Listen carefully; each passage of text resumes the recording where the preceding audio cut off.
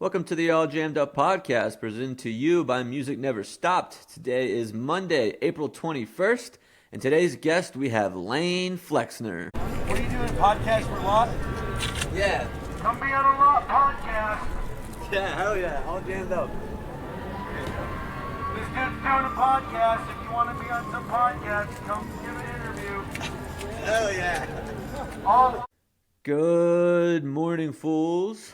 Welcome to the All Jammed Up podcast. Today is Monday, April 21st, and I'm your host, Clint Dotson. I hope you guys all had a good bicycle day, good 420, good Easter, whichever of the three you celebrate, or maybe you celebrate multiple. Whatever it is, though, I hope you guys enjoyed it, had a great weekend. I'm recording this on Thursday, April 17th, because I'm spending my weekend at Suwannee for Tipper and Friends, so I'm go ahead and getting this episode ready to go out for you guys on Monday morning, because we don't miss episodes around here. But we got another good episode for you guys today. It's Lane Flexner, also known as Calico Phlex on Instagram. He makes his own shirts, has his own business, has seen fish like 183 times, and he's my friend. I've been following him on Instagram for quite some time. And then when I moved to Asheville, we kind of were in the same circles and we became friends. And it's a cool interview. Hear about kind of his journey as a fish fan, his experience making a t-shirt for Trey Anastasio, and then meeting Trey as well. His relationship with Zeb Ross, the legendary clogger. If you don't know who it is, look him up. So yeah, it's a great episode. You guys are really going to enjoy this one. And without any further ado, my good buddy, Lane. Hey, it's happening! Everybody stay calm! What's the Everybody procedure, stay calm. everyone? What's the procedure? Stay calm! Alrighty, guys. We are here with Lane. What's your last name? Flexner. Oh, so that's where Calico Phlex comes from. What is? It's with an F in real life, and with a PH, obviously, because Oh, for fish. the cult. Yeah. Yeah, the cult, yes. So what's your thoughts on it being a cult? It's not really a cult, but I think if you've seen a lot of shows, it's become kind of like you were just saying with the Asheville community. It's like you assimilate into the crowd. You know, I've been around that crowd since '09 and bending on lot and being the shirtless spinner in the back of the shows. Yeah. You know, you kind of like You've checked all the boxes? yeah, you immerse yourself into it and you become a cult member. Yeah, once you've seen them enough times, it's like, oh yeah. How many times have you seen them? 183. Damn, how do you write it down or something? No, you keep track on fish.net. Oh, okay. It's kind of like the Billy Bait. The Billy Bait thing? Yeah. Okay, gotcha. Alright, we got way too into this way too fast. Let's back up a little bit. We just went, you dropped the cult and I was like, the guys that are listening that don't listen to fish are like, the cult, they're talking about fish. Yes, fish. Yeah. So, where are you from originally? I grew up in Raleigh. Raleigh. And then I went to App State and Boone, and then never left the mountains. Just moved right here, and I've been here for 13 years in Nashville. Okay, and you said '09 is when you started going to the fish shows? Uh-huh. So was that so how old were you then? Like 14? 20? 20? Oh, 19? how old are you? 35. Oh, damn, I didn't know you were that much older than I can't do quick math. So, yeah. So you were 20, and was there like a band that got you to fish, or was fish the first thing you got introduced to? So I grew up in a household that was like Allman Brothers, Bob Dylan, and like the Dead, kind of. Okay. I discovered like what the Dead was all about on my own, but it was like slowly like introduced to me. But I've been going to Allman Brothers shows and Dylan shows like since I was a little kid, and I was into that like southern jam band kind of lifestyle, and I was in college, and I went to Bonnaroo 08 for the first time. Okay. And that was, like, mind-blowing experience. Like, the first time you're, like, really in a crowd like that or see that. So I was like, yeah, we're going to go next year. Let's do it. And Who played at the '08 Bonnaroo, the one you went to? Pearl Jam headline and, like, Jack Johnson and a bunch of other random stuff. But what's cool about Bonnaroo, and it still kind of has this, it's a little different now, is that, like, it's like a mix. It's such a crazy mix. Like, you could see bands that you would never go out of your way to see. Like, I've seen Ludacris, like Nine Inch Nails, Eminem, Arcade Fire, to like ICP's playing this year. Exactly. I mean, and I would definitely go to that. Like, yeah, if I was at Bonnaroo, I'd go. 100%, and bring some Pigo and just go nuts. But any other time, I'm never going to see ICP. I don't know. They played Salvation Station. I wish I went, but that's in the past, and now it's RIP. But so 09 came, and I was gonna go no matter what, and it was like PC Boys were headlining, Fish was headlining with 2 shows. I think Bruce Springsteen was headlining as well. And a bunch of 08 had some awesome indie rock. Yeah. Awesome stuff. Let's look up the lineup for that year. Yeah. 2009. Great podcasting for the people not. Alright, so here we go. Not watching the video. Just listening to me search. Yeah, I mean, there was like Grizzly Bear, and I saw like Citizen Cope and Band of Horses, and a bunch of like really cool indie rock bands at that time.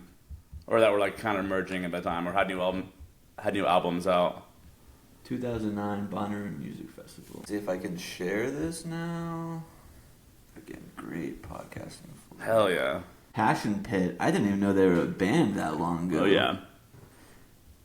And then like MGMT was like blowing up right then, so they played the big Saturday night late night slot, and that was cool. Portugal the Man, Zach Brown Band. I think I saw 9 Inch Nails late night that same year too. Just a bunch of things like you would never. And now it's like, again, I'm not hating on Bonnaroo. It is what it is. It's not my cup of tea. I go to like 3 band shows now. But Beastie Boys, Fish, back to back. That's pretty cool. So that was really cool. So my first Fish show was the Friday night.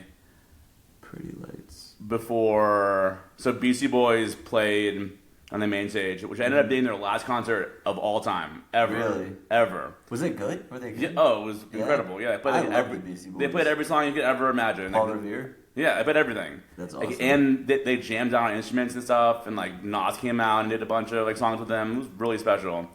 But then, so their last show ever, so that was, I didn't know that at the time, but looking back, that's pretty cool. And then like an hour later, on the main stage, like 11 o'clock, Fish came on, and like my friends and I had like known about it. Like, okay, here's this name.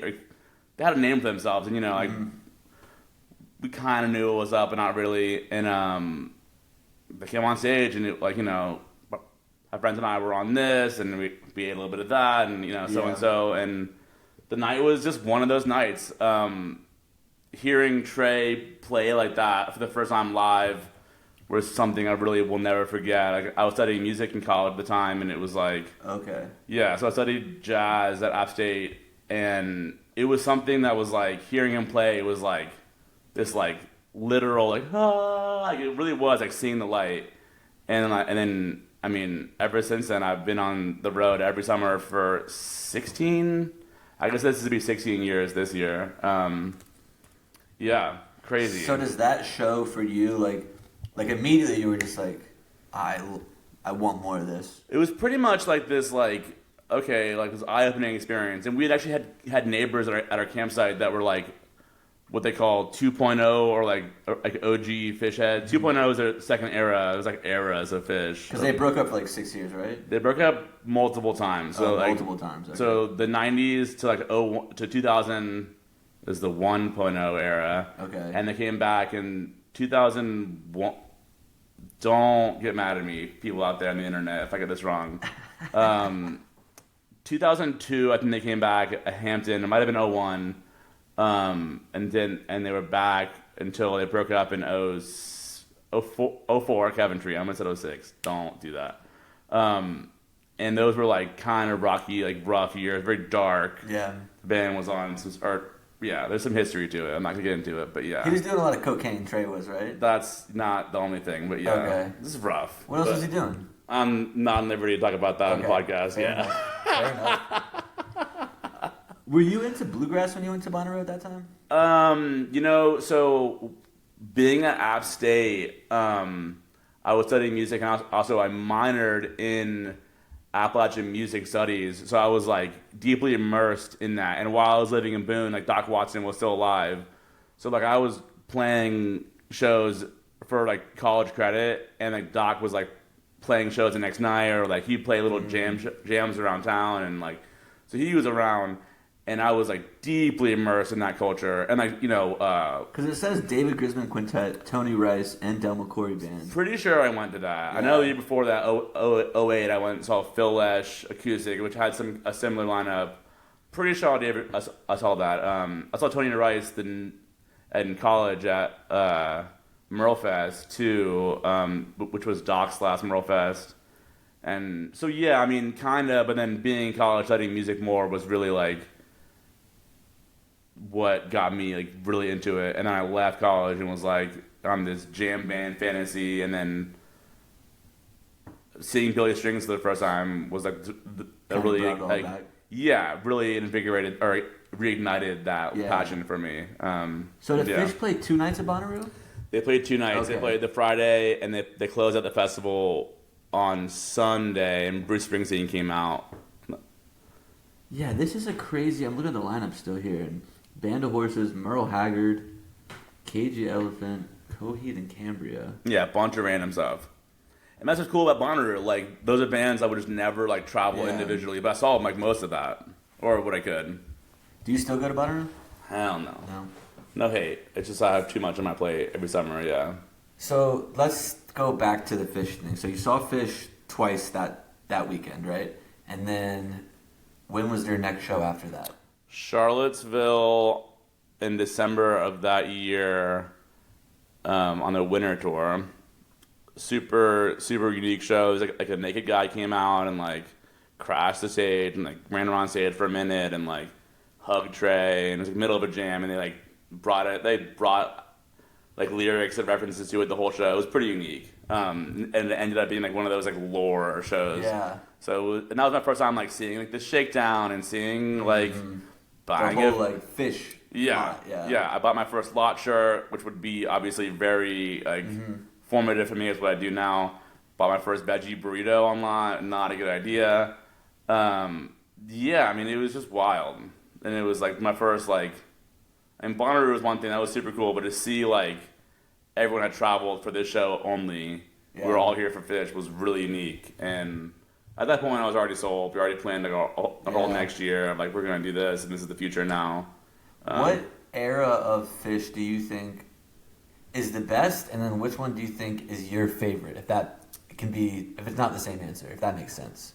You know, having only experienced the newest era, I can only speak to that. I mean, obviously the 90s have this crazy luster, or like this crazy like view of it. It's like the funk and high energy era, and they'll never sound like that ever again.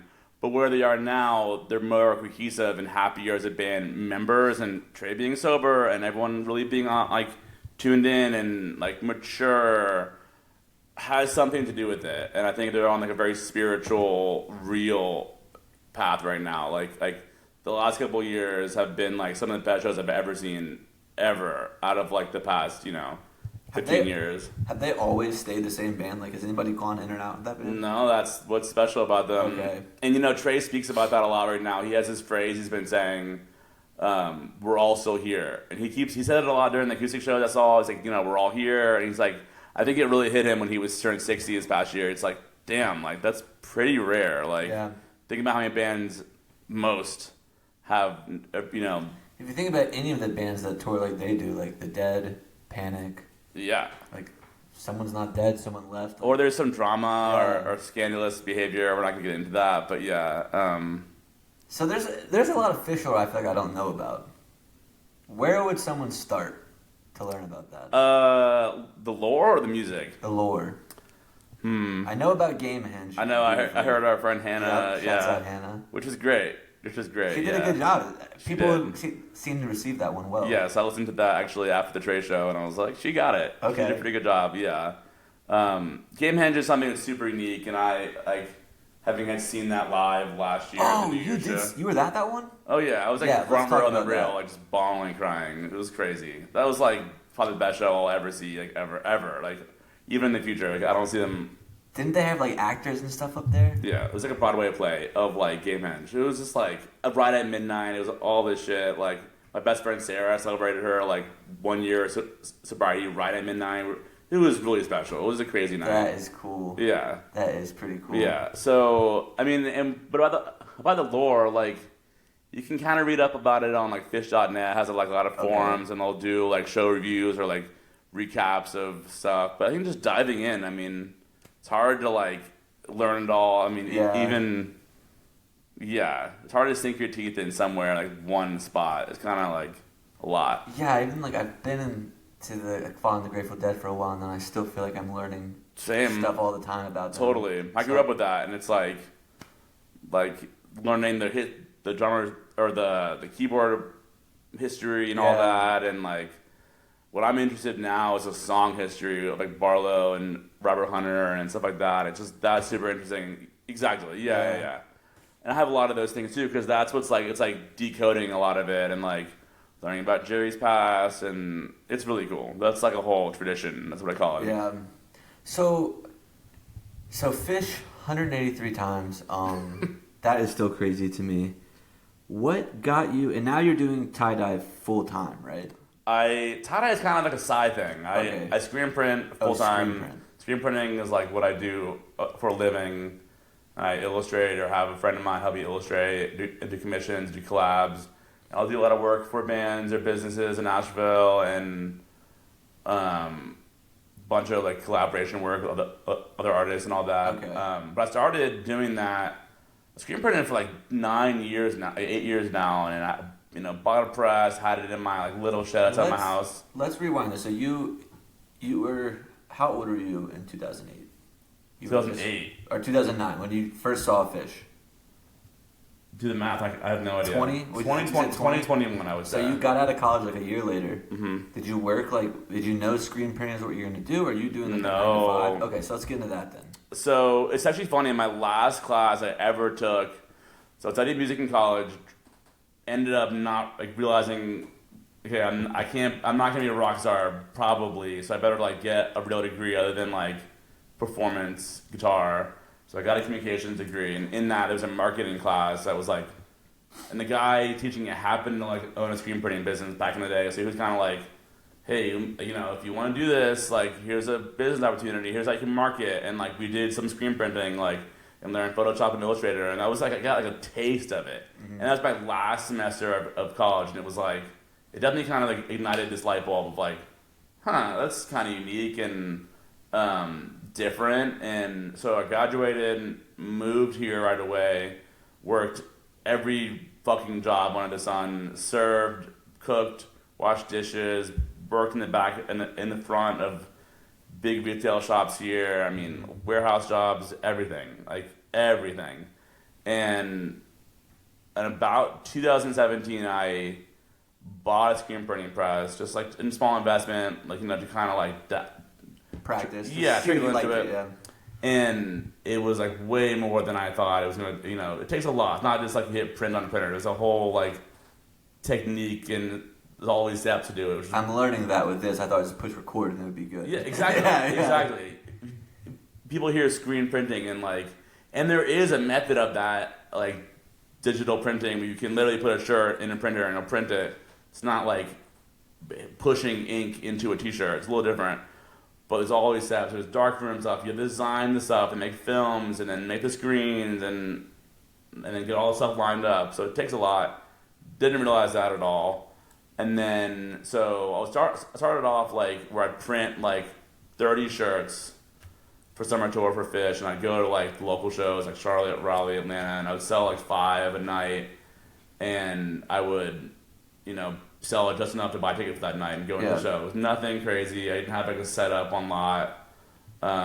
Just like out of a backpack. And just enough. You were just doing like just to buy my ticket. That's all you wanted to do. Yeah, and they're all $10 shirts, which is like stupid cheap. But and now I'll see them still in person. I'll be like, that looks like shit, because I just didn't know what I was doing. Yeah. And hustling though. For sure. Yeah. Oh yeah, especially in the summertime in Atlanta and Raleigh is fucking hot. Yeah. But I mean, it was a passion. It was like pushing something I was like kind of like newly getting into, and I could get into the show like for free or like for a reasonable price. So that was the thing for like 3 years, and then started working at a screen printing shop here in Asheville, and that really like showed me of like what it takes to run a business and be an artist, to like design and print your own work and to market yourself. It was the whole thing. It was a lot. Worked there for a while, and then I left to work at a few different jobs, and then during COVID, I opened Prints by Flex, the business I have now, and started off with one shirt, one sticker, and just hustled. The one shirt that I had was like very viral and did really well, and it was like it's the grilled cheese with the lightning bolt in the middle of it. Okay, yeah. It's done really well over the years. Still does crazy well. So you draw all these designs for your shirts? Most of them. Some of them I'll have some friends. A lot of them I'll have friends nowadays who will always give me some line work, and then I'll bring them into Photoshop or Illustrator, and like you can't take like a flat image and screen print it. You have to like render it and make it screen printable, like separate the colors into different layers and all that. Takes a lot. Yeah. So I do all that on my end, but if they'll bring you a design and be like, "Hey, you think this would be a cool shirt?" And you're like, "Yeah." Or if it was an idea that I can't illustrate or like don't even have the skill set to do, I'll ask or pay someone to do it for me. And I do a lot more of that now because I just have wild ideas and I work so much. It's harder for me to like sit down for 2 weeks and like draw something and then like And it's fun to get people involved. Too, for sure. Yeah, for sure. Like I have like 3 or 4 in the works right now for King Gizzard, and they're all wild designs that I could not conceptually understand how to illustrate. But I make them designs, and then add the color to it, and then make it printable, which is a lot of hard work too. So you've been doing it full time for about 5 years now, and it's like it's your full time job, it's your career, it's completely sustaining you. What does that how's that process like looked like for like when you first started doing it in 2020? Were you like working as another job too, and like 2 jobs? And when did you make that to just being just this? So I had just sold a business. Like I owned a distributing company, like a small little company that I worked at the Ingalls around town, like, and I hustled like potato chips. Like I vended them at nighttime, and so that was pretty lucrative. Okay. COVID hit, and it was like... You're a businessman. Oh, yeah. Yeah. It's weird. People don't know about that about me, but yeah. So COVID hit, grocery stores got like all fucked, and I sold that because it was just not good for my mental health and physical health, and it was just bad. So I kind of had a lot of money saved up to have me like to, like I could figure out this business and like had some padding, if you will. Yeah. But I mean... Pretty quickly, I made it a full-time thing and like would hustle on summer tour. I'd go out and sell shirts or stickers, and it didn't really take off for about like 2 years.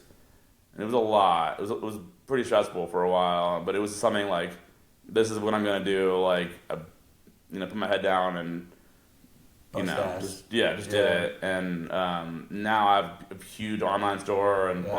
Big ass following, and people see me at shows and recognize me. It's really weird. And Trey wore one of your shirts. Yeah. Let's talk about that. Yeah, so... the whole, I know there's, a whole story to it. So let's do the whole story. Okay. No missed details. All right. So I sent one to his daughter for her birthday, because she's a big King Gizzard fan. This is, the Fish King Giz mashup shirt. How did you know her address? A friend of mine. I have some friends who know her. Okay. Gotcha. Yeah, so they facilitated that, and then I guess she opened it at Trey's house or something. Trey and his wife Sue opened it up, and then so that summer this is 2023, and that summer King Gizzard was going to do a full tour, and I was going to be on it, and then Trey had shows announced at the Mission Ballroom the very next day after their Bedrock show. So and Trey is admittedly a huge King Gizzard fan, so I was like, in my head, I'm like, cool, I know who's going to be there. So Sue, Trey's wife, hit me up through my friend and was like, hey, we're going to be at these shows. Can I buy some of these shirts from you to wear? And I'm like, holy shit. Fuck yeah. Whoa. I mailed them shirts and stickers of my cats, and I wrote this big note about how much Trey has meant to me, especially being in recovery and all that. Yeah. And yeah, so I was just like, cool, like that's it. I didn't think anything of it. I was like, cool, I have it. That's good enough. And then so I'm on the road with King Gizzard, and the day of the Red Rock show, he like posts online a picture of him wearing the shirt, like fully endorsing my business. It didn't say like this is Lane Flexner shirt, but like everyone in my entire life, everyone, my friends' moms tagged me and was like, oh my God, Lane, look! And I'm just like, I'm alone in my hotel room in Morrison, just like screaming at my phone, like laughing hysterically because it's like this does not compute. Like, whoa. And I go to the show, and it's like this whole time I'm like in line at the show, and my business is like blowing up. Like I got 300 orders for that one shirt alone in like a matter of hours. Like, and I crashed my website for a while. It was this whole thing. Isn't that crazy how like one post and just oh yeah, I mean it was crazy. It was wild, and like all my other shirts I had too had orders on it too. And this is why I'm like thousands of miles from home, thinking like, oh, I'm gonna have to like go home and print these eventually. Like, holy shit! Yeah, it is kind of like the thing that goes. Like I have to do this. No, like people often think like, oh, it's you and a bunch of friends. Like, no, dude. Like, it's just me. Like, a lot of times, what I think is like, they just make the design and then like, some company's doing it, like mass producing it. That is true. People do that, like Redbubble and all that. Like, that's why it's prints by Flex. It's kind of like an ego thing, or like I've gotten way overbooked, and like in some seasons I've had some employees working for me, you know, but like it's me. I do all the printing, all the shipping, all the designing. You know, it's a lot. And I have some friends illustrate for me, like I mentioned, but yeah. I feel that because people have been like, what can I do? And I'm like, I kind of just want to do this the way I'm doing it. Yeah, I mean, it's been hard. It's been hard because a lot of times it bites me in the ass. Yeah. Like, especially while you're figuring. I mean, yours more established, but I'm still figuring it out. So right. I don't want help figuring it out. I just want to figure it. I'll fail. Right. And then I'll get up and fix yeah, it. That's part of it. That's part of the magic. Yeah.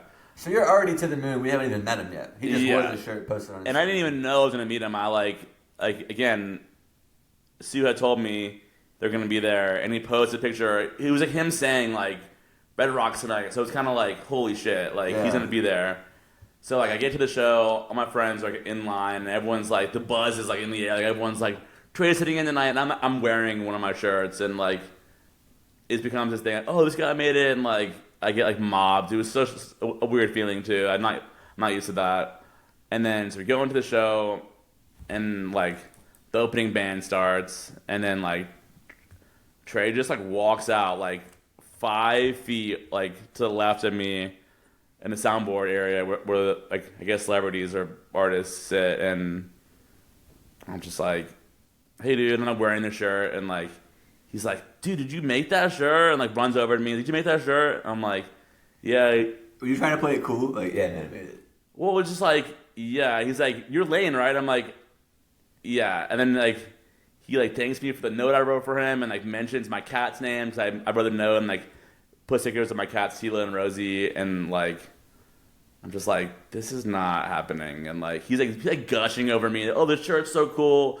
The note was so nice. And I'm like, whoa. Like Trey, my turn, buddy. yeah, like dude, I've been on tour for 15 years. Like thank you so much. And like got to say, you know, I said my little elevator speech I've been like practicing. I'm not practicing, but like, you know, one day when I what if you know, and yeah, I kind of like zoomed out of like looking at myself from above, like, and this is like in the middle of Red Rock, so like there's like Trey, what like other place would you want to meet him in? It was really surreal because then I like looked around and like thousands of people were like, look, it's Trey, and like, so yeah, so we have our moment. I hug him and like thank him and got a picture with him and all that, and I go to the show. So we're like standing there side by side like during the show, during King Giz. I'm like watching him sing along, and I'm just like, every 5 minutes. I mean, like it was really fucking weird, like watching him sing along because you know I've seen Trey on stage so many times, but to like watch him watch a band that he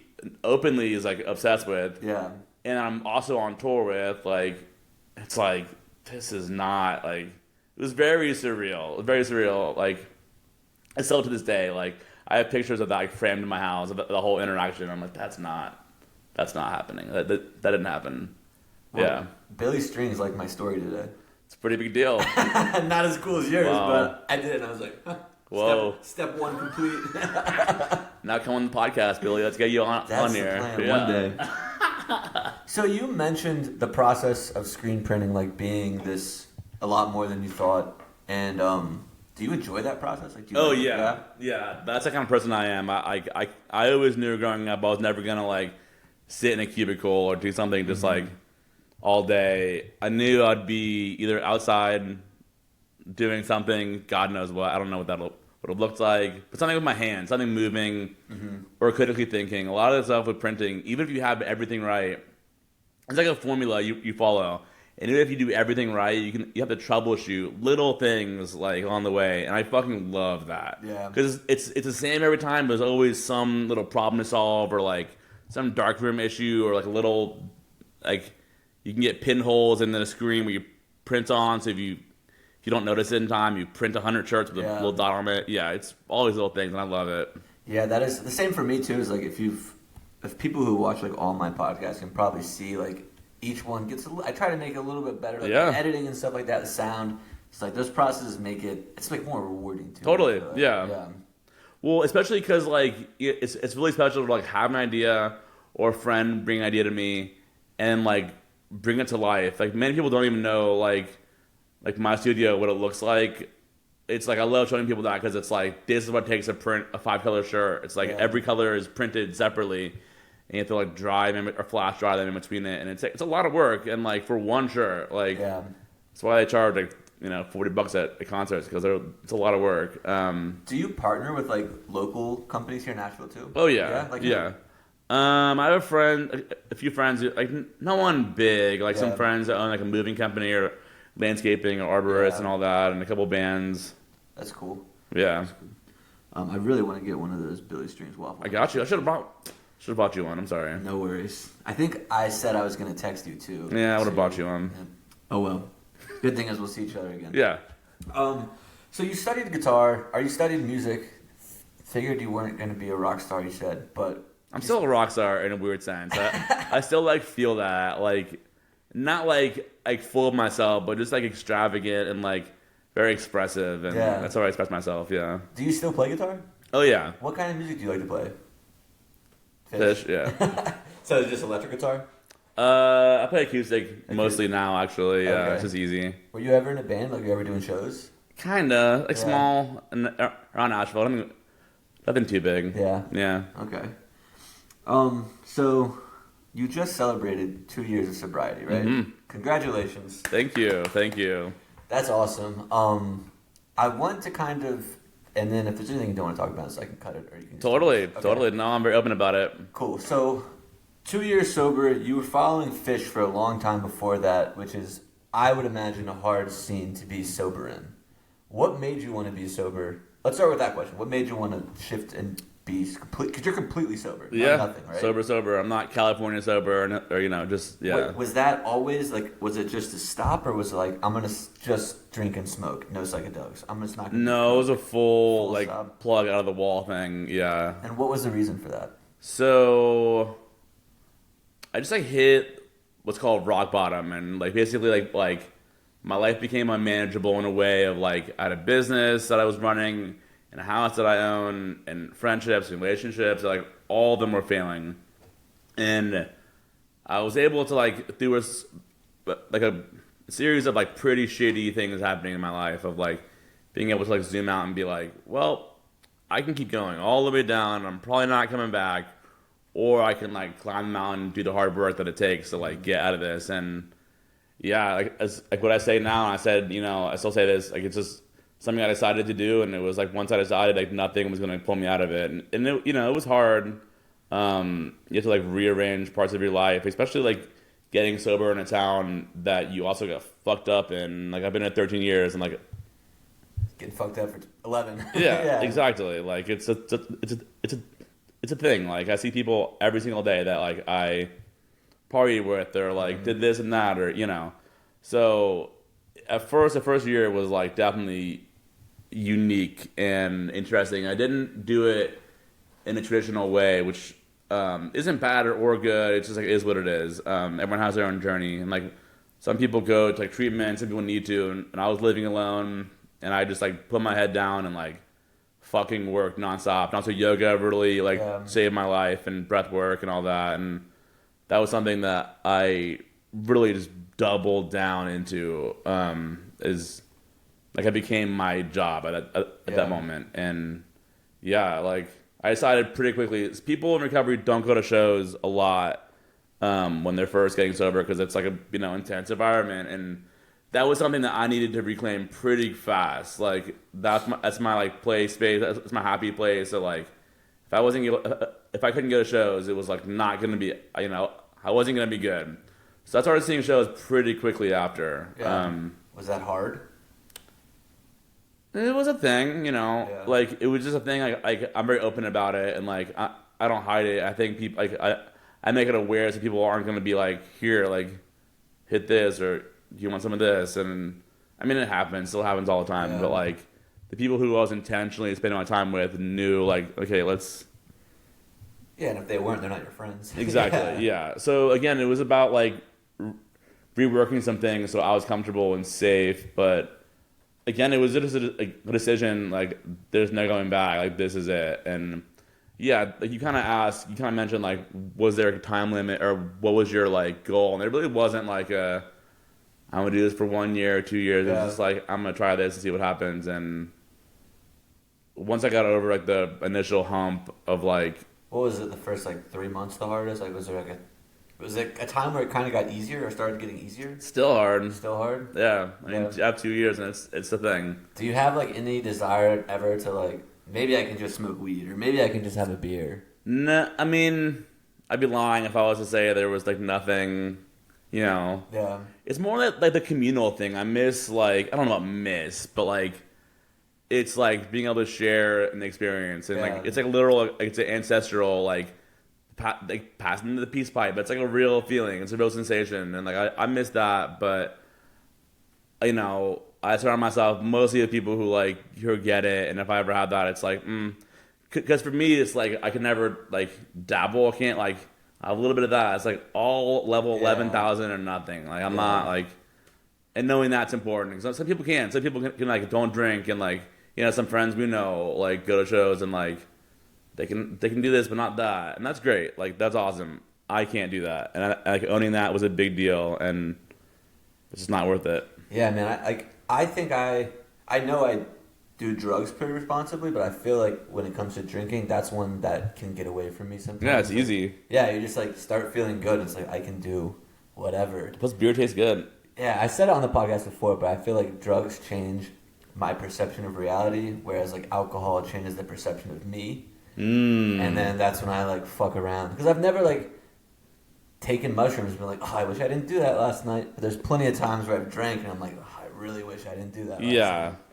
But what you're saying too about the like communal thing is my buddy and I, like we always say like the best part about drinking is just waking up the next morning and like telling the stories of like, oh, when you left, I did for this. sure. Yeah. And the funny thing is like all my friends in recovery. We also do that. It's just a little bit different. Yeah. It's like I'm still a silly ass, crazy loud version of myself, but it's like I'm not regretting as much. I'll say that. Yeah. Yeah.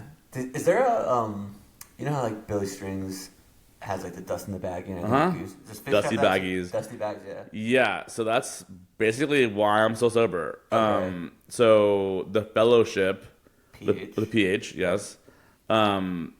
It's their yellow balloon group. That's what they call like the sober community.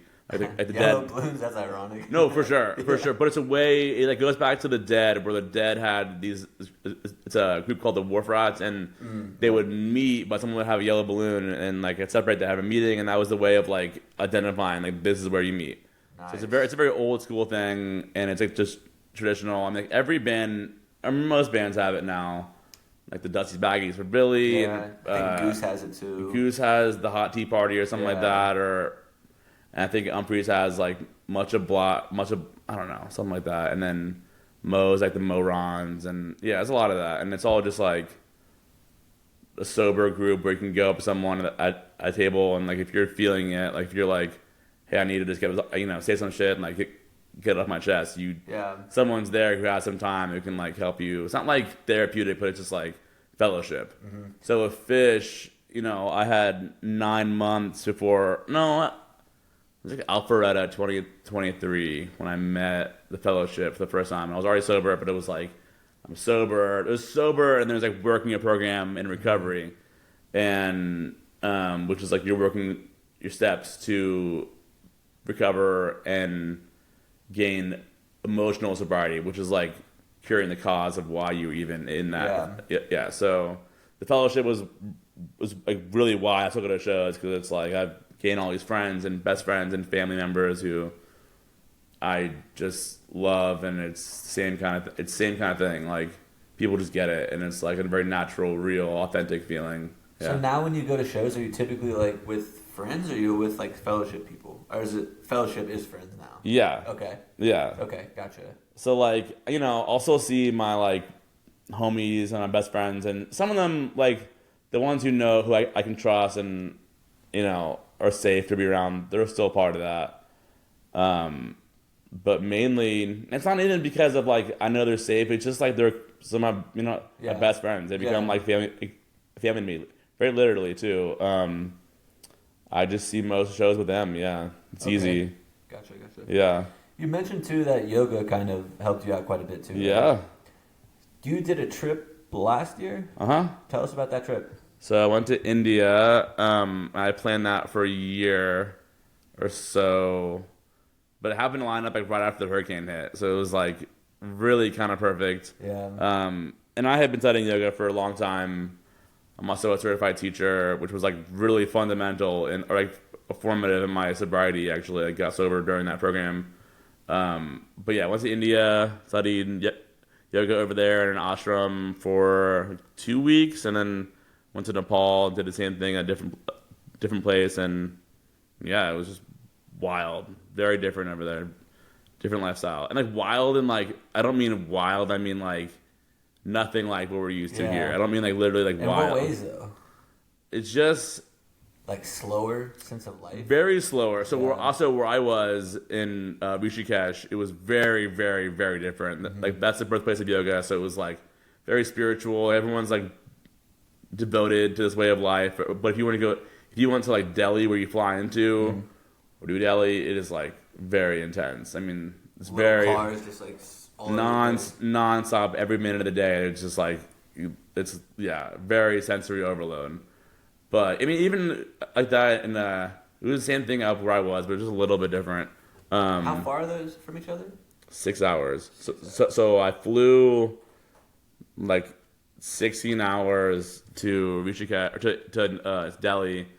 Got in a cab with someone I didn't know. Like couldn't really talk to. No, we just like sped through the mountains for 6 hours. I'm in the back, like having been in the plane for the whole day. And we get to this like temple ashram place, and got out. Could they speak English here at the temple? Oh yeah. Okay. Yeah. So once you got there, it was like all good. Yeah, I say temple, but I meant ashram.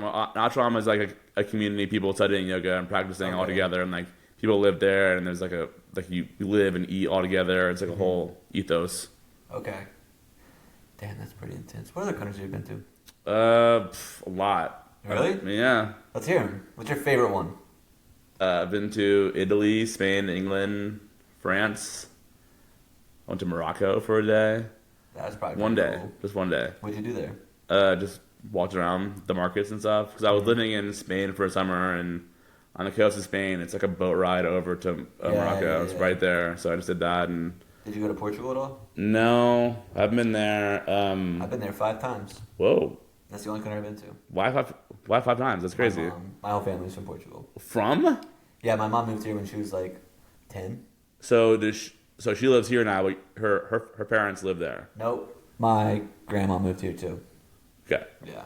So my grandma moved my mom and my aunt here when they were like, maybe they were like 7. My mom's the younger one, so maybe they're like, I don't know the difference. That's cool. Yeah, they were little. So we used to go there all the time. I spent a whole summer there when I was like 10, and that was really sick. Yeah. But I haven't been back since. Oh, and I've been to Costa Rica and Panama, so I guess that counts. Okay. Yeah, I haven't been on there. Yeah. I've been to Canada too. I went to Canada twice last year. Why? Toronto. On Fishshore, I drove from Michigan, Grand Rapids, and the next show was in New York. And if you can go up and through, and go through. My God, what's that called? What's the big? I can't remember this. Right, what's the big waterfall? Niagara. Niagara. Yeah. Wow. And I'd never seen that. Like, and it was so funny because I thought that was like a pull out on the road. I didn't realize it was this whole like to do of a thing, like Myrtle Beach kind of thing. So you just compared Myrtle Beach to Niagara Falls? Whoa. I mean the like how many activities there are to do. Oh, okay, like, okay. I thought it was like a little something you pull off and just look at. It's like a whole city, right? Oh, in the Canadian side, it is like a whole. It's like Myrtle Beach. That's what I'm trying to say. It's like that. It's wild. Okay. It's crazy. But yeah, and then Niagara Falls is too funny. I mean, there's a Ripley's Believe It or Not in both. And I saw that, I was like, oh, I'm in Myrtle Beach. Ripley's Believe It or Not in the Niagara Falls? Some kind of weird. It's always touristy shit. That's all I'm Yeah. Yeah. I saw that La Zoom thing today, and I was like, I feel like only tourist people are doing That's that. very Asheville, actually. Really? Yes. What even is it? It's a comedy tour, like bus tour. Oh. I haven't done it, but doesn't mean I don't want to do it. Like there's this whole thing. A whole group of locals to do it one day. No, for sure. I mean, it's this whole thing of like a nun is like driving around in the tour, and like they'll heckle you from the bus if you're walking on the street. I've been heckled before. Like, look at that fucking kid, and I'm like, hey, whoa, I'm walking here. Like, yeah. But so I also went to Vancouver for King Gizzard last year, and was in. The crowd there was the craziest crowd I saw ever in my life. Like For a fish show? no, for King Gizzard. Oh, this is for King Gizzard. Okay. Absolutely fucking crazy. Like the mosh pit was like blood sport. It was fucked. I want to go see them so bad. You haven't seen them before? I have not Oh, seen they're them. not fun at all. Don't worry about it. I haven't seen them or Fish. Yeah, I gotta go. Those are like the two bands of like the big jam bands. Like those are the two I haven't seen. That's crazy. Yeah. So you just happened something very interesting. People don't consider King Gizzard a jam band. They are a band that jams. There's a whole thing about Yeah. it. Like I am on the side of them being a jam band. I'm also like a jam band kid, so like Yeah. I think jam band's kind of just like, it's a very vague term. Unfortunately, there's a whole culture to it that like people who are on the outside of it see, and they're like, ugh. Yeah. But I mean, you just see one guy in the Grateful Dead shit is too fucked up. Mm-hmm. Like, those guys are always like that. Yeah, It's like, for sure. But it's like that in like any kind of like subculture of anything. Like there's gonna be bad eggs, and you see the bad eggs, and Right. you formulate your opinion. Right. Yeah, it's that. That's just the way it goes. How do you know Zeb Ross? And we're gonna pull him up too for the people who don't know who that, because I didn't know that was his name. But I've just seen him on Instagram. On my reels, that's so funny. No, I've seen him on Instagram like years ago. Like, before I Yeah. even But you moved saw here. the reel I posted. Yes, Yeah. yes. So I don't exactly know him. I do and I don't. It's this guy for. You guys have Baller. definitely seen him. I'm gonna share this for the YouTube people. Put on an egg Tyrone and play that one. Put the what on? The egg Tyrone Instagram. Might be a little hard to find. This is the OG. There's like a whole that's viral the video of him like first dancing to like rap music to this. So he actually lives in Waynesville or somewhere around the area like that.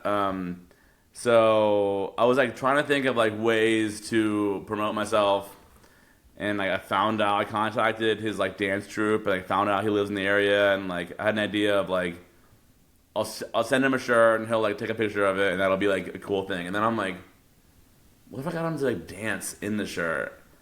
And it became this whole snowball. I'm like, all right, like he had me come to my house. I gave him like some money. I actually hired a video crew, so I wasn't gonna film it on my iPhone. I wanted to like look good for content. And I wrote a script, like a whole like multiple little like monologues and stuff. And yeah, like so there's three that I've done that I posted. There's some more that I haven't posted yet. I have a video of him teaching me how to dance and stuff. Yeah, I'm about to pull. I didn't know the video was on Instagram of him dancing. Why is this doing this? Just edit this part out. Alright.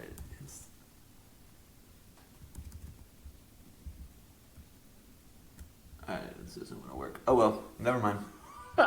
I'll try to find it and put it in here or something. So yeah, he came to my house, and this like good old boy from the hills, like sweetest guy I ever met in my whole life. He's like on the way to work, his like real job, like like some like I think he works like at a mill or something. And stopped by my house. He bought 2 of my shirts. I could give them to him, paid him, and he danced and like said these lines and like yeah. That is so funny. Yeah, he basically is like, so he does this thing of like he'll do this like mountain clogging, but he adds this like new age TikTok dance spin to really? it.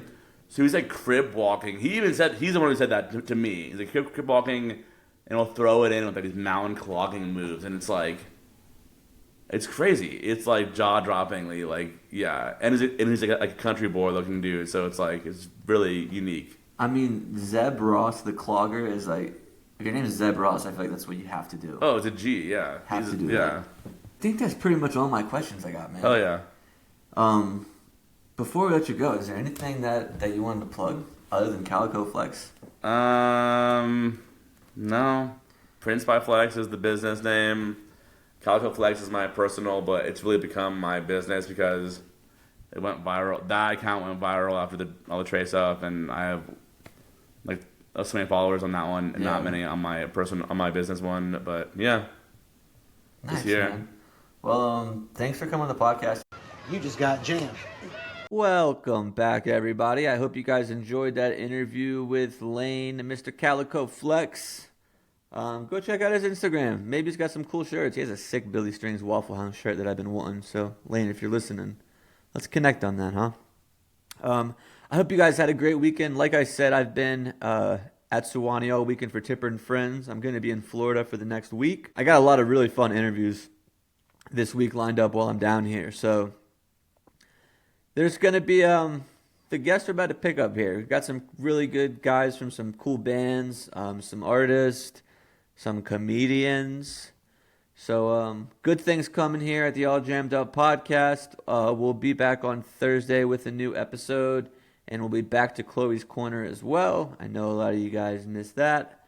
But yeah, that's it for me today, guys. Thanks for listening, and we'll see you guys Thursday. And remember, wherever you are right now is exactly where you're supposed to be. Come along, have a drink with me. We can talk about the world and how the world is turned so slow. Day and night I found cars they drive and planes they fly. I look into the sun and the sky, you're so bright. It's you that I have found. Oh, and I know there's not much longer now. Or if the world would just slow down.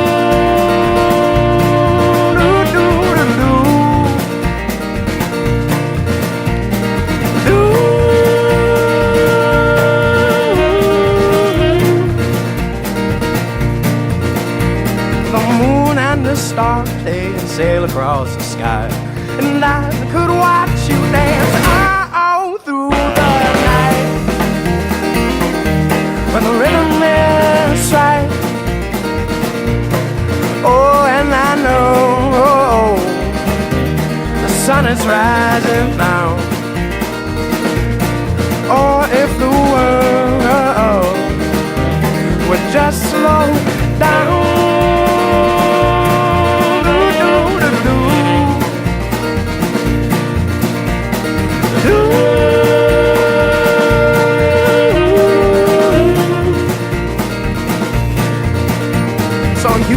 With me and I'll move with you, and I could spend the rest of my life by your side. It's you that I have found. Oh, and I know not much longer now.